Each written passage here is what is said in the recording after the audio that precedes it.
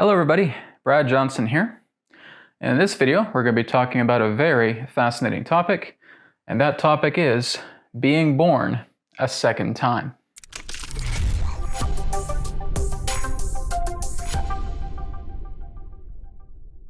So of course, where have we heard this phrase before? The idea of being born a second time. Very much like what Jesus said.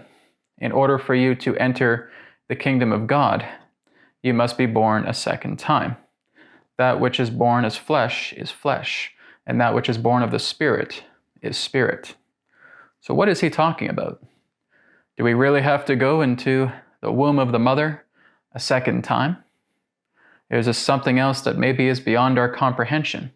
No, it is actually quite simple. So I'm going to outline this a little bit more because this is very important, especially for those of us who are doing our inner work, who go into these higher states of bliss, who go into nirvana, samadhi, enlightenment, and then discover, where do we go from here now that I have reached the top? So, looking into the idea at the base point. The base point, of course, is representing that of the flesh body. This, of course, is how all of us come into the world. We come into the world through the mother. And we are born into a human body. And as we go through life, as we progress through life, if this represents the mountaintop, then we're looking at debris points within specific times of our life that we need to completely clear away, release, surrender to, so that we can go to the top of the mountain, as I've commonly referred to as going to the summit. And each and every single one of us has the ability to do this. Each and every single one of us has the ability to surrender and to release all tendencies, confusions, conflicts, problems, regrets, influences, and so forth. We're able to clear all of these out. As we continue to move up further and further, going into these heightened states of bliss from within, doing our inner work. So let's take a look at that and give the impression, okay, well, I've been able to do that. I've been able to go all the way up, been able to go all the way up to the mountain, clear away all of this debris, and I can feel that now. I'm meditating, and all of a sudden I get hit with this incredible experience of bliss. I feel spirit within me. I move into nirvana. I move into samadhi. I move into enlightenment. And I can feel it. I can feel myself connected to everyone and to everything. I know that everything is homogeneous. It's all the same. No matter what happens in life, it all interconnects to the one. I understand the non-dual. I live through the self. And I feel like I am able to bond and connect and understand to every living thing that exists. I am that. I am the self. Very good. So here we are, connecting to the self, connecting to spirit, at the top of the mountain. So here we go, moving all the way up from the flesh and coming into the union of spirit. And so here we are at the union of spirit. This is where we are born a second time.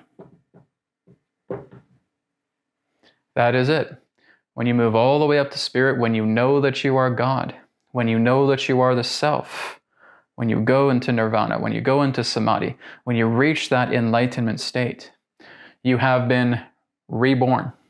You've been born a second time, and now you have been born through the Spirit. because you know that you are that. Some of us may still be going up this path.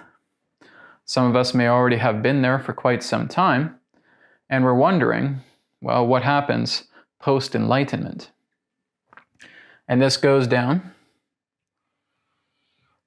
Once again, we, as being reborn a second time, we drop. We have this divinity that flows through us. We feel ourselves again as a spirit self. And that spirit self drops back down. This is very similar to what I've talked about in regards to a previous video where I was discussing the idea of integration. Because that's the path. This is what it is to be born a second time. It is when you are able to tangentially touch spirit. When you know that you are spirit. When you know that you are God. When you live through the non-dual. Where you have gone through all of these powerful bliss states. But then what? Right? What about integration? How exactly am I going to integrate myself? And it really just comes down to this sort of double spiral. Not a very good one, but it moves into the idea of a double spiral. I guess I could show my tattoo, because that's the double spiral.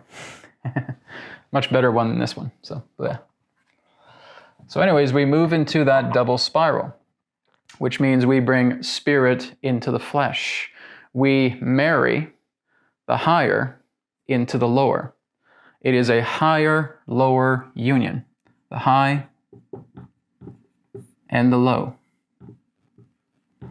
What happens is we're bringing that heaven onto earth, and there is a marriage taking place, and that is the integration.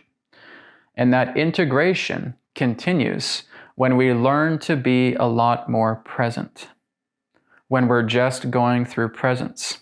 Which means you can live out your entire life with whatever you desire. Okay? I've talked about the nature of desire. That when we look at it creatively and constructively, it becomes very powerful and very beneficial for all of us. But we have this marriage of spirit and flesh. Therefore, as you have been reborn by the spirit, we could have that through a full kundalini awakening, where the Sahasrara is open. We could have that through years of, again, being present, and therefore realizing that we are infinite consciousness, realizing that we are the self, knowing that we are the spirit self, and merging these two bodies together, the spirit and the flesh. That's what we have to do. It is about integration, and the integration to life itself is to be completely in harmony with everything that you do, which means we have certain things that we need to master. Now that we have been born a second time through spirit, we need to master the body. Brad, how do I do that? How do I master the body? When you master the body, you are no longer at odds with it. You are completely in harmony with it. You are not feeling like you are impaired or that you are going through bodily pains or bodily gratification. All of that is being harmonized. Everything's being balanced. You're not overindulging yourself. You're not mortifying yourself. You're not indulging in sexual acts and lusts and pleasures, all for the means of bodily gratification. You are now harmonizing every single cell within your body to move yourself into the masterful body. So the masterful body comes through the idea of us making peace with the body and being able to feel conscious with every single cell that is in the body, because we are working to harmonize every single cell in the body so that your body is completely in harmony with everything that exists within life. So you are mastering the body by giving it its basic needs, by working with every single cell, by making every single cell receptive to your commands, receptive to your mastery, clearing away everything that represents the gunk, the filth, the debris, the lust, right? The mistreatment of the body, all of that subsides. All of that gets surrendered to and released. Therefore, we're not attaching to the body, we're not detaching to the body, but we're in the middle ground. We're at the silver lining when it comes to working with the body. Once we have done that, we master the mind, which means we're no longer playing a victim game. We're no longer playing a blame game. We're no longer looking at the world as a duality. We're seeing the non-dual in everything that we do. We're seeing the non-dual in everything that we are. So when you have a relationship, that relationship is in harmony. You realize that you're in a relationship with a partner because it is complementary and, again, harmonizing with yourself. You do not need that relationship, but that relationship, again, is brought into a harmony. Everything is just brought together and living together through our ability to live in surrender. It's that surrendering that masters the mind. And through the mind, we are, again, working more with presence.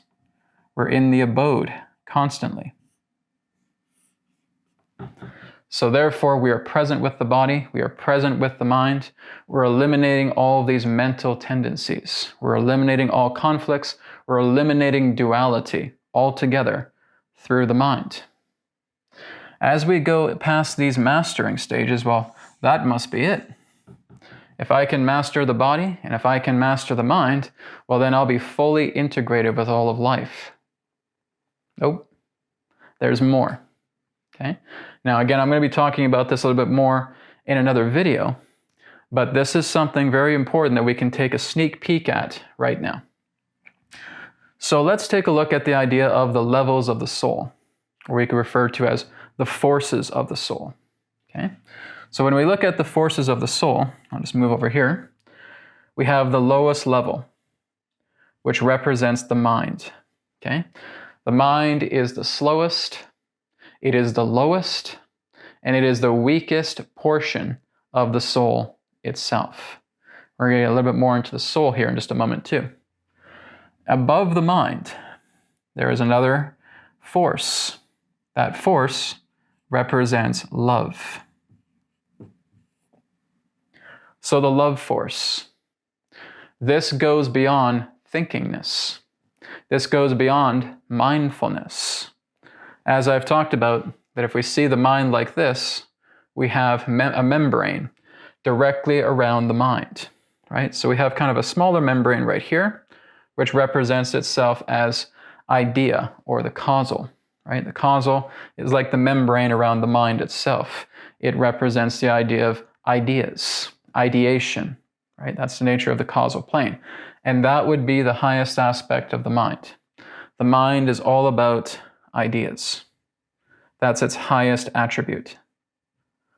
Okay? Thoughts are more of its lower attributes. That's the tortoise speed or the snail speed relating to the mind. But when we look at ideas, that's more of the higher tangent pertaining to the mind itself. But now we go into these layers. And this here represents the love force. So what are we doing here? What are we talking about with the idea of love? We're talking about unification. Talking about interconnectedness to all things. That the whole idea and the nature of love is the complete and total unconditionality of union with everything. You are in union with everyone and everything that exists. This does not come through thought. The best way we can present it, it would come through the idea of feeling. That the nature of feeling love for a partner, feeling love for your parents, feeling love for your best friend, for example. These are the ideas that you truly love your family to the point where you do not expect anything of that in return. You simply love your mother. You simply love your father, your brother, your sister, your partner, your best friend, your children, etc. There is no equivalence. I'll love them as long as they do this for me. Well, that's you dropping back into mind. Because as soon as you think that, that's a thought. Okay? Love itself does not have any thought attached to it whatsoever. It is not found within the mind at all. This is why it's up here. It's this force. It's like a second membrane that goes above the mind, right? The first membrane representing the causal plane, the idea plane, which again is kind of like the pericardium for the mind itself. And again, we have the second layer of love. And like I said, the more that you introduce a thoughtfulness, a mindfulness into the idea of love, it's not love, okay? It's the masquerading of what you think is love, but again comes through a thought. And this is where we slip up a lot, right? Even people who have gone all the way up to the top of the mountain, who have been born a second time and coming back down again. Sometimes we get these things confused. We think that, well, I'll love somebody, but I want something in return. And that's you going back into mind. Love is the idea of completely being of service, completely being available, having unconditional union for everyone and for everything that exists.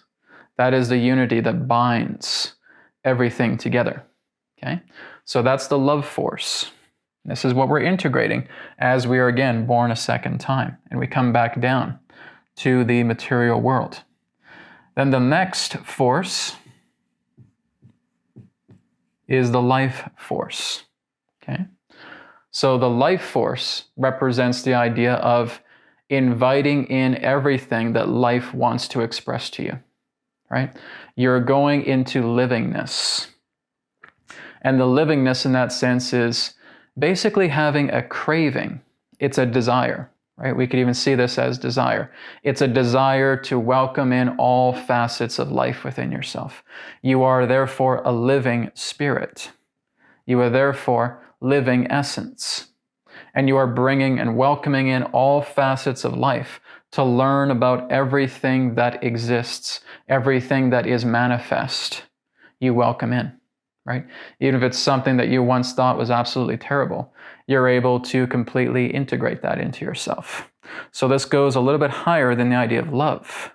We're going into livingness, the livingness force, the life force, the idea to see yourself as all life, the idea to welcome in all aspects of life into yourself. It's kind of like what Jesus would say is that if someone tells you to go a mile with them, go 2 miles.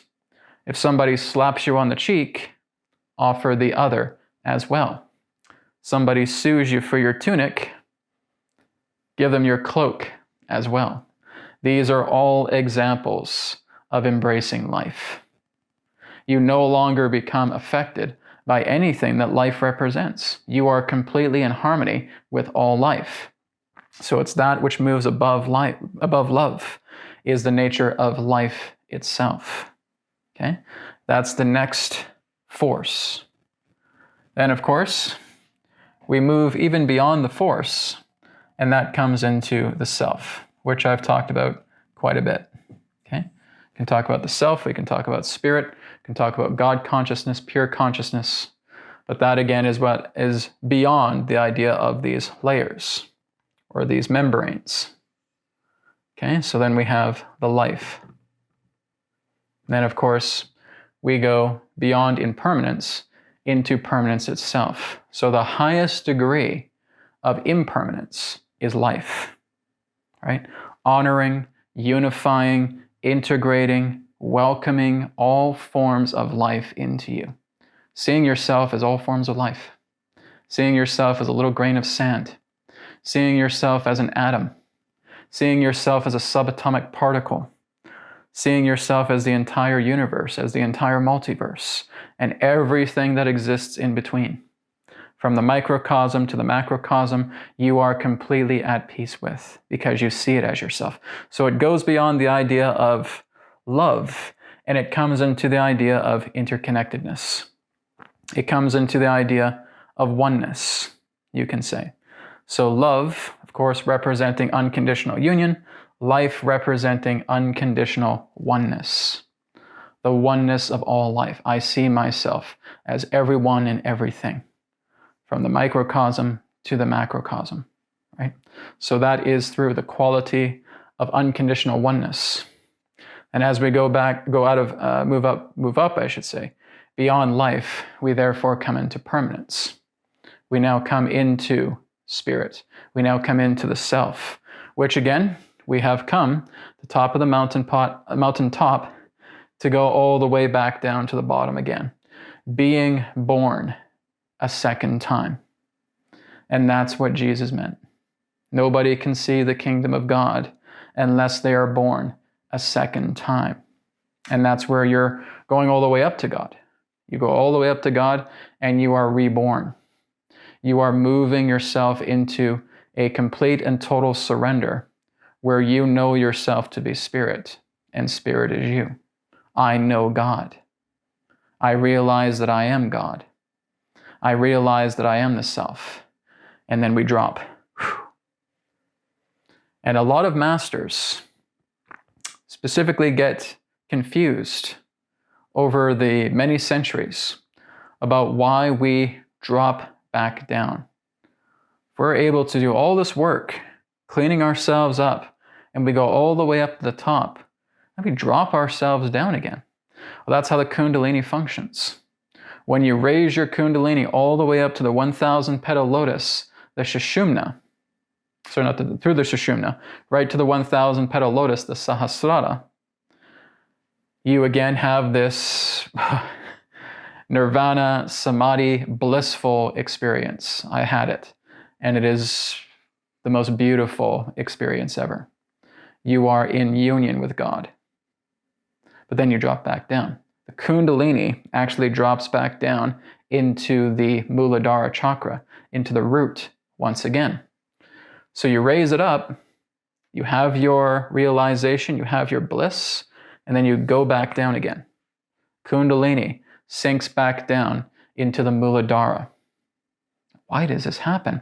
It's like those bells that you use a big gigantic mallet and you hit the pump, or whatever you call it. You hit the striking area, and then that bell hits the top of the bell. Whatever you call it. See, I don't have words for this. Basically hitting that big gigantic pellet, and it hits the top of the bell, ding, and then it falls back down again. Well, that's kind of the idea. It's like the mallet trying to get the metal filament to hit the top of the bell, and then watching that filament fall back down again. That's Kundalini in a nutshell. Okay, so we just got this big gigantic mallet. I'm going to strike the post. Pong, psh, we hit the bell, and then poof, it goes back down again. So that is exactly what happens. This is how we're born a second time. Here comes the mallet strike. Poof, all the way up there. Hit the bell, goes back down. It seems strange, that we do all this work, we do all this inner cleansing, and we just go back down again. Well, you go back down again as a realized soul. Okay? And that's where we're going to talk about the soul here a little bit. What the heck, Brad, is the soul truly? Now look at the soul. What am I talking about? The soul is a body. That's really what it represents. You could say from here represents the bodies of the soul, the mind, love, and life. The self is bodiless because it is permanence. It is not an object. So basically, everything that exists in the mind, the physical, the astral, the causal, that which represents the love force, that which represents the life force, all of that represents the layers of the soul. So the soul itself is eternal. It is infinite, but it changes. Okay? So by definition, the soul is actually impermanent. Okay? It does live forever. It is eternal, but it constantly goes through change. Now, the soul itself has no desire whatsoever. It is desireless. Okay? It is the eternal witness of our being. Right? So when we look at the soul, it's the witness body that culminates all bodies together. Every body that we could understand resides within the soul in totality. But again, as the soul is impermanent, and it again has these layers, the soul itself cannot be here at the self, because the self itself is the permeating, all-pervading. It's basically what's responsible for giving animation, giving life to the soul in that way. So even though we do have an eternal soul, it is infinite, it is subject to change. And that's what makes it impermanent. Okay? Even the Buddha knew this as well too. He would tell his followers that the soul itself is actually impermanent. The only thing that truly is permanent is what we would call in Buddhic terms as the non-self, right? And of course, there's different terms for different philosophies, for different teachings, right? In Advaita Vedanta, it's simply referred to as the self. Okay? So basically the permanent self, or again, we could look at it as the non-self, whatever you want to call it, doesn't matter. It all really represents the same thing. But Buddha certainly referred to the soul as being impermanent, because it is, in that sense, in essence, a body. But it is an eternal body. It is an infinite body. And basically, in that sense, when you are able to absorb the mind in its totality back into the self, the soul, therefore, absorbs itself back into the self. What happens after that is anyone's guess. Okay? But the soul, in that sense, is connected together to everything that represents impermanence, from the mind to love to life, and therefore is, again, animated through spirit. So that's the nature as it pertains to the soul, that it is an impermanent form, but it is certainly infinite. That's kind of the interesting thing about it. So this is just giving you a tour about Jesus and what he referred to about being born a second time. That you are being born of the Spirit, because as you're born of the Spirit, you know God. We could say also that that represents the Christ consciousness, one who knows God, one who is anointed, one who knows the self. Okay? That's the idea of being born a second time. And then we come back down and we integrate and we surrender. We master the body and the mind. We integrate love and life into everything pertaining to livingness, everything that represents the body. But again, we are shining the light of spirit every step of the way as we integrate and harmonize with everything that life itself represents. With us, that is the soul. So thank you so much, everybody, for tuning into this video, and I will speak to you again in the next one. Om Shanti Shanti Shanti. Namaskar. Thank you very much for checking out the New Earth Teachings YouTube channel. Feel free to like, comment, share, and subscribe. And you can check out the websites, newearthteachings.com, where you can order a private session, 3 questions by email, EQ method, and a lot more. And you can also check out healingcodecards.com, where you can grab your mind deck, your body deck, and of course the brand new Body Deck Special Edition. All of these are available in digital editions as well. And you can also get a shirt just like this through healingcodeshop.com, where you can experience the healing codes in apparel form. So feel free to check out these websites. Thank you so much, and I'll speak to you again in the next video. Be well.